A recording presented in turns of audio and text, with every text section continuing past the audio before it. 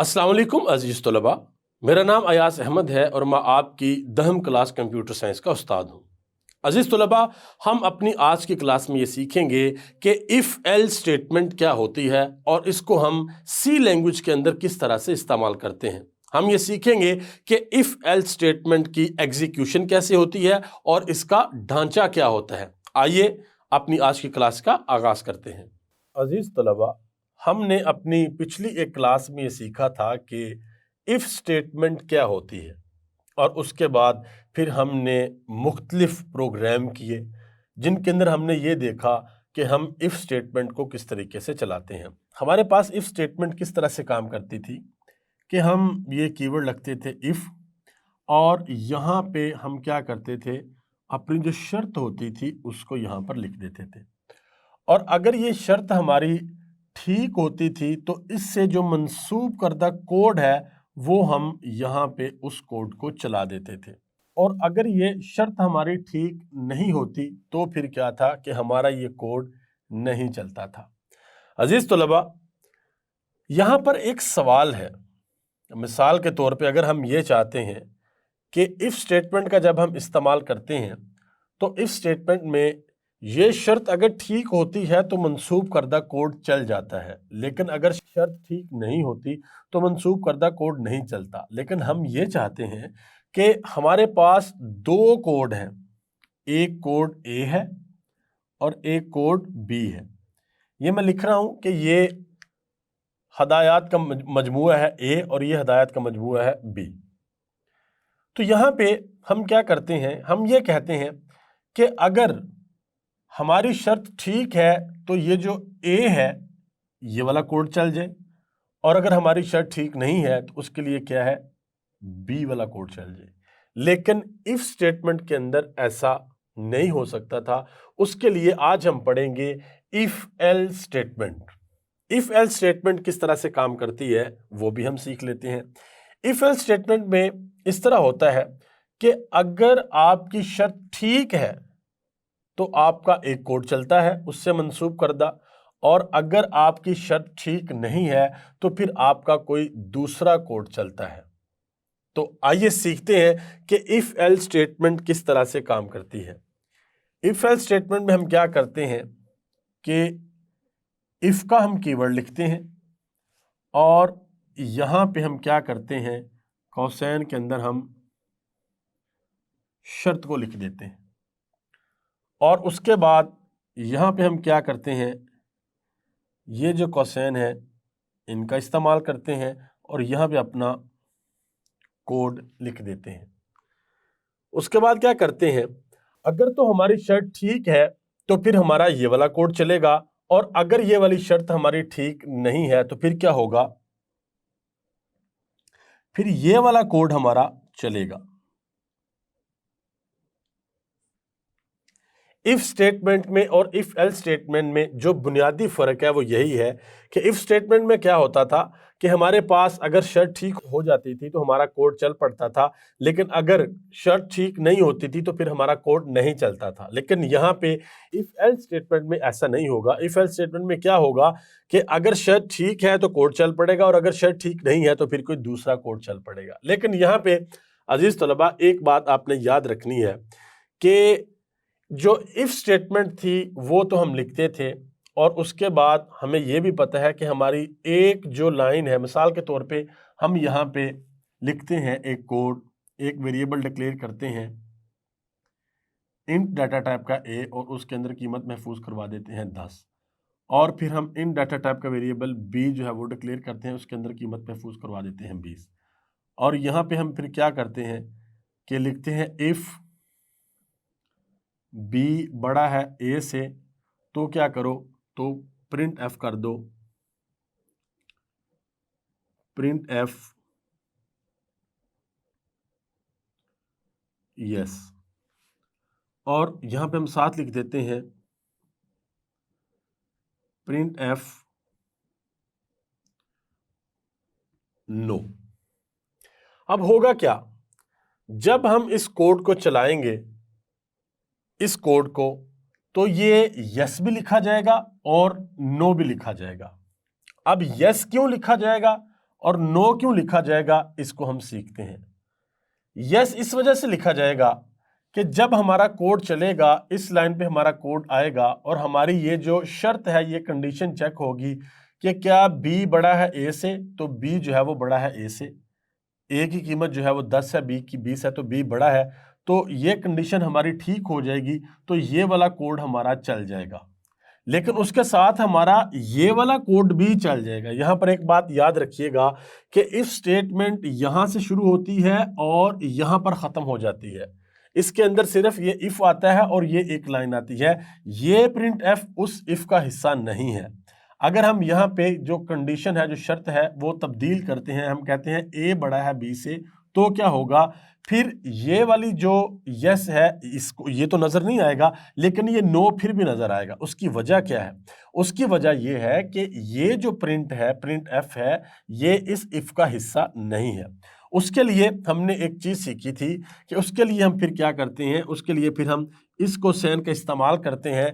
और अगर हमारा जो कोड है वो 2 लाइनों का या 2 से ज्यादा हो, 1 लाइन का हो फिर तो कोई मसला नहीं, लेकिन 2 का हो या 2 से ज्यादा का हो, तो फिर हम उनको इस तरीके से इन कोसेन के अंदर लिखते हैं और इसको हम ब्लॉक स्टेटमेंट या फिर कंपाउंड स्टेटमेंट कहते थे।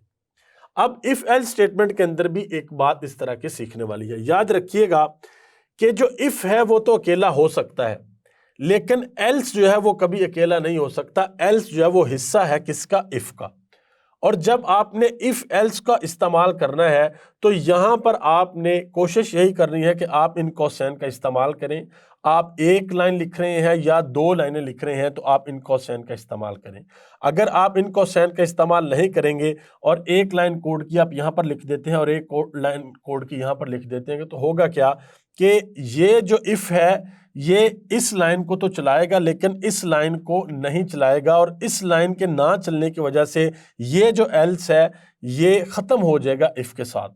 तो फिर आपका प्रोग्राम आपको क्या दे देगा? आपका प्रोग्राम आपको एरर दे देगा। तो उसके लिए जरूरी है कि जब आप इफ एल्स को लिखें तो आप अपनी जो हदायत हैं वो 1 लाइन के अंदर है, 2 के अंदर है, 3 के अंदर है, 4 के अंदर है, वो इस तरीके से कोसेन लगाएं और इसके अंदर लिखें। ऐसे नहीं कि कोसेन ना लगाएं और फिर आप लिखें। आपने कोसेन लगानी है और फिर उसके अंदर लिखना है। इसी तरह से जो एल्स है, एल्स के अंदर भी आपने कोसेन लगानी है और उसके अंदर कोड लिखना है। अगर तो आपका कोड 1 लाइन का है फिर तो कोई मसला नहीं, लेकिन अगर आपका कोड 2 लाइनों का है, 3 का है या 4 का है, तो फिर आपके लिए कोसेन का इस्तेमाल करना ज़रूरी है। अगर आप इस्तेमाल नहीं करेंगे तो फिर आपको क्या आएगा? आपको एरर आएगा। अब हम क्या करते हैं, अब हम फ्लो चार्ट की मदद से समझते हैं कि जो इफ एल्स स्टेटमेंट है वो किस तरह से काम करती है। हमने इफ स्टेटमेंट का फ्लो चार्ट भी समझा था और देखा था कि इफ स्टेटमेंट किस तरह से काम करती है। तो अब हम जो इफ एल्स स्टेटमेंट है उसके फ्लो चार्ट को भी समझते हैं और देखते हैं कि ये किस तरह से काम करती है। यहां से ये हमारा पहला मरहला है जहां से हमारा प्रोग्राम शुरू होता है। ये हमारा दूसरा मरहला है जहां पे हमारे पास कंडीशन आ जाती है, इफ की कंडीशन। अब पहले तो ये होता था कि अगर हमारे पास इफ की कंडीशन ट्रू होती है तो हमारा कोड चलता था और प्रोग्राम हमारा बंद हो जाता था, और अगर हमारी कंडीशन ठीक नहीं होती तो हमारा प्रोग्राम सीधा सीधा बंद हो जाता था। ये इफ के अंदर होता था, लेकिन इफ एल्स में ऐसा नहीं है। इफ एल्स में अगर तो हमारी कंडीशन ठीक है, हमारा जो एक्सप्रेशन है उसका जो नतीजा है वो अगर 1 है, तो क्या होगा कि हम इससे एसोसिएटेड जो कोड होगा, एसोसिएटेड कोड इफ, यानी कि एसोसिएटेड कोड होगा हमारा इफ के साथ, वो कोड हमारा चल जाएगा और फिर बाद में हमारा प्रोग्राम बंद हो जाएगा। बिल्कुल इस तरह से जैसे हमने यहाँ पे सीखा कि अगर शर्त ठीक है तो ये वाला कोड हमारा चल जाएगा। लेकिन अगर हमारी शर्त ठीक ना हुई तो क्या होगा? इस सूरत में, इफ एल्स की सूरत में, हमारे पास 2 कोड है। हमारे पास जो मंसूब करदा कोड है वो 2 है, एक इफ के साथ है और एक एल्स के साथ है।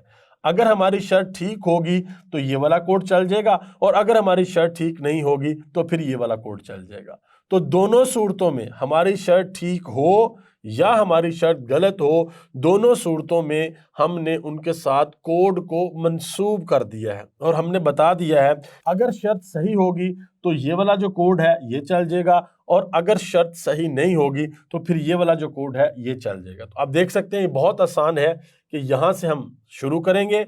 ये हमारी इफ की कंडीशन है, अगर इफ की कंडीशन ठीक है तो ये वाला कोड चल जाएगा, अगर इफ की कंडीशन ठीक नहीं है तो ये वाला कोड चल जाएगा। जब ये वाला कोड चलेगा तब ये नहीं चलेगा, और जब ये चलेगा तब ये नहीं चलेगा। ऐसा नहीं हो सकता कि एक ही वक्त में हम दोनों कोड चला रहे हों। इफ की कंडीशन अगर ठीक है तो इस कोड ने चलना है, और अगर ठीक नहीं है तो इस कोड ने चलना है, और फिर यहाँ पे हमारा प्रोग्राम जो है वो खत्म हो जाएगा। अजीज तलबा, ये थी हमारे पास इफ एल स्टेटमेंट, जिसमें हमने ये सीखा कि इफ स्टेटमेंट के अंदर और इफ एल स्टेटमेंट के अंदर हमारे पास जो फर्क है वो क्या होता है। अब हम क्या करते हैं, अब हम एक प्रोग्राम लिखते हैं और उस प्रोग्राम के अंदर हम इस्तेमाल करते हैं इफ एल्स को, कि इफ एल्स को अगर हम एक प्रोग्राम के अंदर इस्तेमाल करें तो वो किस तरीके से करेंगे। यहां पर हम एक वेरिएबल डिक्लेयर करते हैं सी, और इस सी के अंदर हम कीमत महफूज करते हैं 20, और फिर हम एक और वेरिएबल डिक्लेयर करते हैं डी, और उसमें कीमत महफूज करते हैं 40, और हम यहां पर लिखते हैं इफ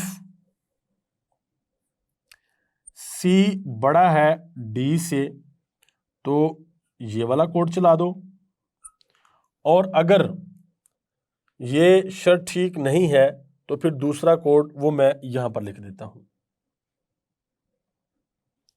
ये वाला कोड क्या चलेगा, प्रिंट एफ, आप कोई भी कोड लिख सकते हैं, और ये वाला